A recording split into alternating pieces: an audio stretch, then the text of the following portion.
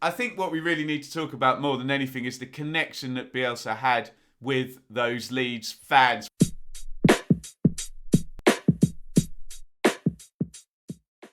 Hello everybody, welcome along. My name's Benjamin Bloom. This is the Benjamin Bloom Football Channel. Please leave your bias at the door and join us to discuss the departure of Marcelo Bielsa from Leeds. It is 8:30 on Sunday morning. We're in one of those situations where this has been rumbling all last night and gaining momentum. We have not yet had an official announcement from Leeds about this, but enough reputable sources, we'll put some on the screen there, have gone with this now that we think it is done and the Bielsa era at Leeds is over. I'm actually quite sad about this because I, like many people, completely neutral on this, but I got swept along with the whole thing as well. I went to a football match at Aston Villa around Christmas 2018, and it was mind-blowingly exciting, thrilling, entertaining. Leeds won 3-2 in the 95th minute, and I was converted from that moment on, put it that way, and really, really enjoyed what has been an incredible ride for Leeds and Bielsa. But it looks like it's all over. Why? Well, they're struggling in the Premier League this season.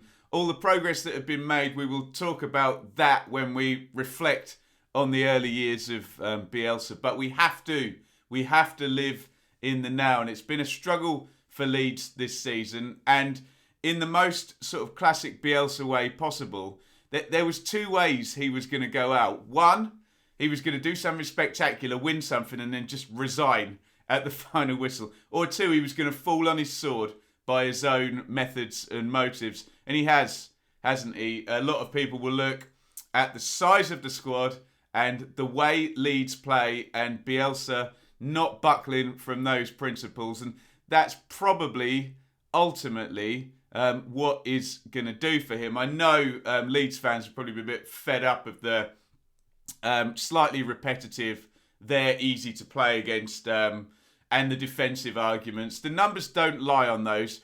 I do get the frustration with that because there are mitigating factors to why the Bielsa philosophy this season hasn't been working, but the momentum has just been lost now. He went in there like an absolute train.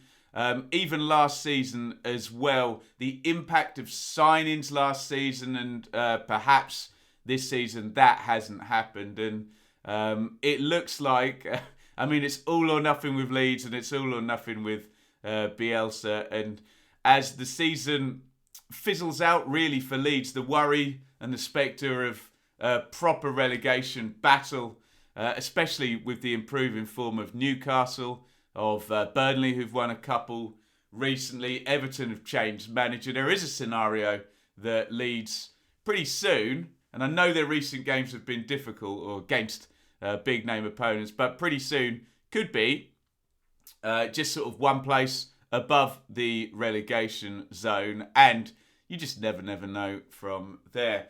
And it looks as though, from what we're hearing, and it'll all come out in the wash, that either via mutual consent or maybe even a resignation, that it's all done now. The goals have been leaking. There was 4 against Manchester United, 6 against Liverpool, 4 against Spurs. And it looks like maybe we're done. And it's time to go for Bielsa and for Leeds to move on.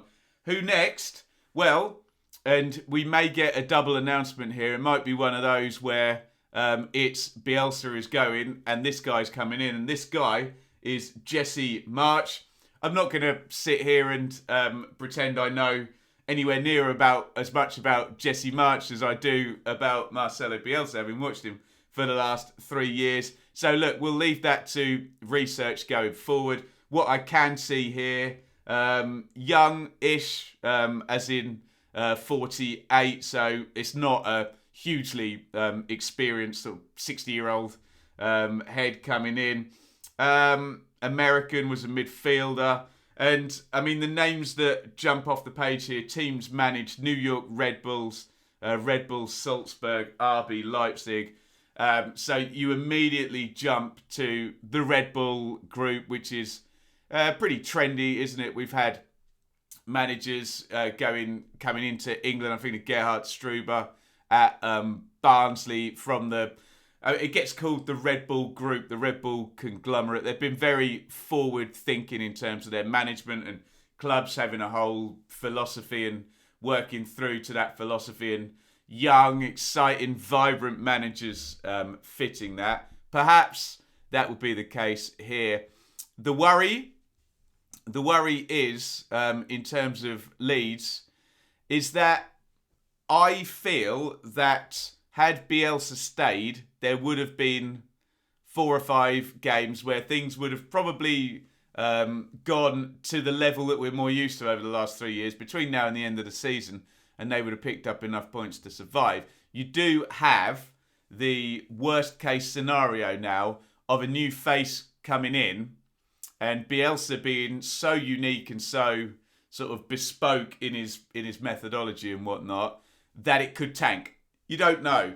I'm not sure that'll happen if Calvin Phillips can come back and Patrick Bamford can come back, and that's obviously been a huge part of this story as well. 2 names we've been mentioning all the time in their absence. But again, the detractors will say Bielsa would always operate with a small squad, and you're only ever a couple of injuries to a couple of key players away. We should acknowledge that Leeds were in the Championship, and maybe they were building up the squad gradually, and that did seem to have been the approach from Leeds as they went in. Not tons of players coming in, but maybe it was Rodrigo, Koch, Rafinha, Firpo this season, Harrison. It wasn't massive numbers ever coming in. But anyway, I'm supposed to be talking about the future. I've always maintained under Bielsa that Leeds wouldn't go down, that there just weren't teams in the bottom 3 that were gonna move above them. I'm not sure I've changed my mind on the basis of the squad, but there is always that chance now when a new manager comes in that it can completely tank if that new manager tries to manoeuvre too quickly and gets it wrong. Look, let's just quickly talk about the past, because it has been magnificent. He's been incredible, hasn't he? I know you get a lot of detractors. Leeds as a club brings out a lot of emotion for their fans, and by virtue of that brings out a lot of emotion for other fans. So you do get heightened feeling on matters about Leeds, and sometimes maybe the truth isn't exactly coming out. But I'll tell you my truth. It was an absolute joy to watch. Like I say, converted from that game between Leeds and Aston Villa. And I was there for a lot of the collapse, I have to say. You can see the reviews and whatnot back on the channel. I was there for the Spygate game against Derby when Jack Clark destroyed them. And I was there for Basham arriving at Elland Road. I was there when Norwich won at Elland Road, those key games that Leeds lost during that run-in. I was there at the playoff semi-final, and it was always on a knife edge of this thrilling attack football. But if it wasn't quite finely tuned, there was that chance for disaster. It happened the first season, but I was also there on the first day of the next season down at Bristol City, and they were just ready to go again. I think they got 93 points, and through COVID as well. And I think what we really need to talk about more than anything is the connection that Bielsa had with those Leeds fans, which over and above anything that happens on the pitch, really will remain with the Leeds fans now after he does indeed leave the club. Last season, brilliant, kept everything going, kept the momentum going. This is where it's dropped off this season, isn't it?